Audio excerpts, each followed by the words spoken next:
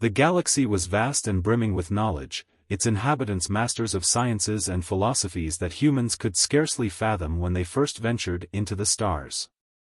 For centuries, species like the crystalline Eccentric, the telepathic HFY, and the technologically superior Ykth dominated the interstellar stage.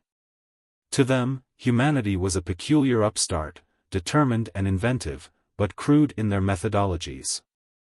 It wasn't humanity's technology that baffled the galaxy, nor their adaptability, nor even their relentless optimism. It was their habit of calling their engineers wizards. The practice began as a joke, born of Earth's rich history of folklore and fantasy. When human engineers worked miracles, reviving dead machines, improvising repairs under impossible circumstances, or solving problems that defied conventional logic, someone invariably called them wizards. It stuck, spreading from Earth to its colonies, until the nickname became as much a badge of honor as a term of endearment. For humans, it was a playful acknowledgement of their ingenuity. For the rest of the galaxy, it was incomprehensible. The Eccentric, known for their crystalline superstructures and methodical approach to technology, were the first to encounter this peculiar custom.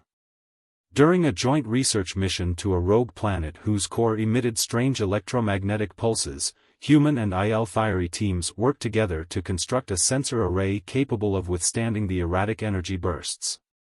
When a human engineer, Lieutenant Marla Chen, managed to stabilize the array after the Eccentric's best minds had declared the task impossible, her colleagues burst into applause, shouting, "Marla, you wizard!" The Eccentric, whose culture valued precise terminology, were confused. "She is not a practitioner of arcane energies," one of them pointed out. "She applied an unconventional method to alter the system's resonant frequency. This is not wizardry, it is merely engineering." The humans laughed. "It's a metaphor," they explained, but the Eccentric remained unconvinced. It was not an isolated incident. Across the galaxy, other species encountered human engineers and their so-called wizardry.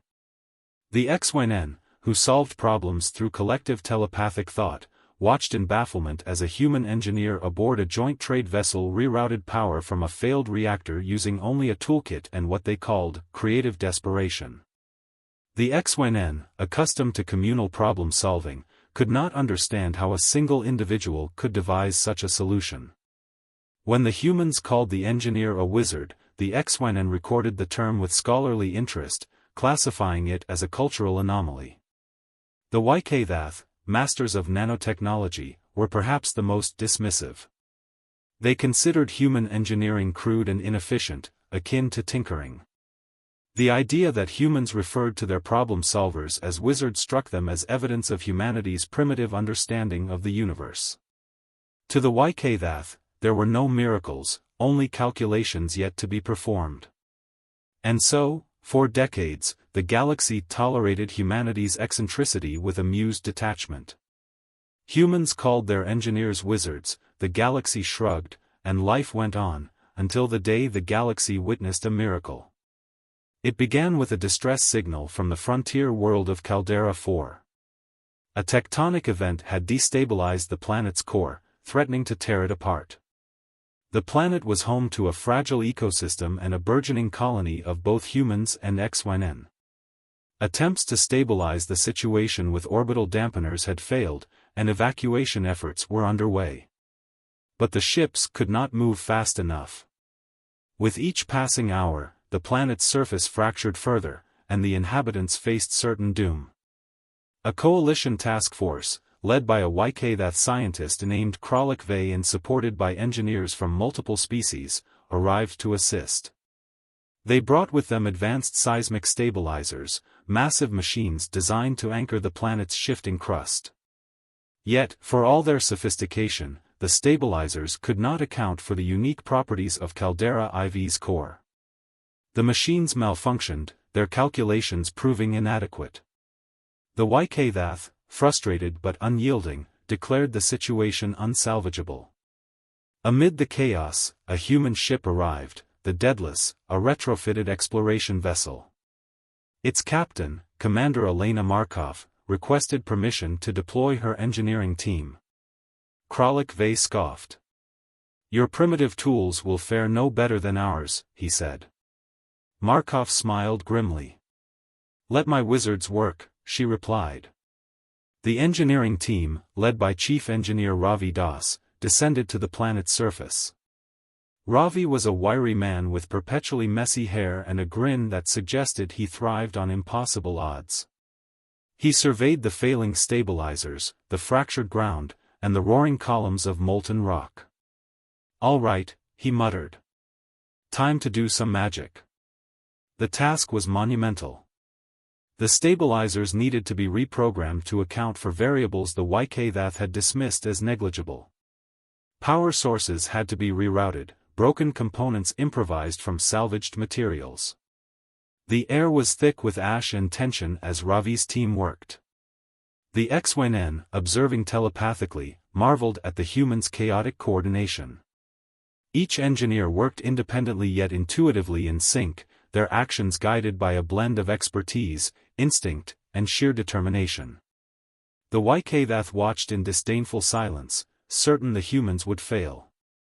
Hours turned into days. The planet groaned beneath their feet, and fissures widened into chasms.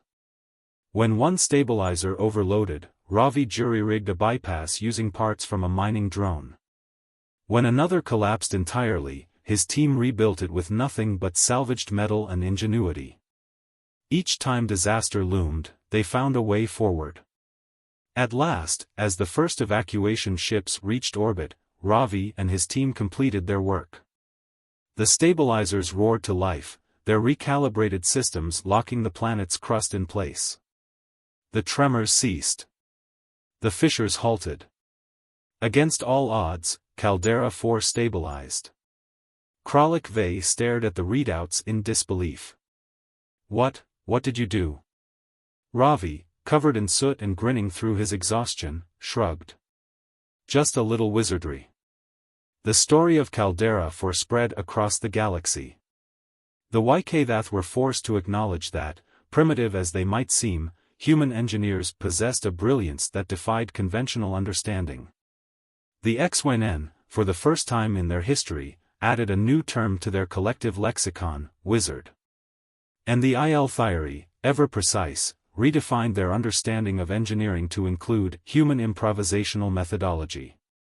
From that day forward, no one in the galaxy questioned why humans called their engineers wizards.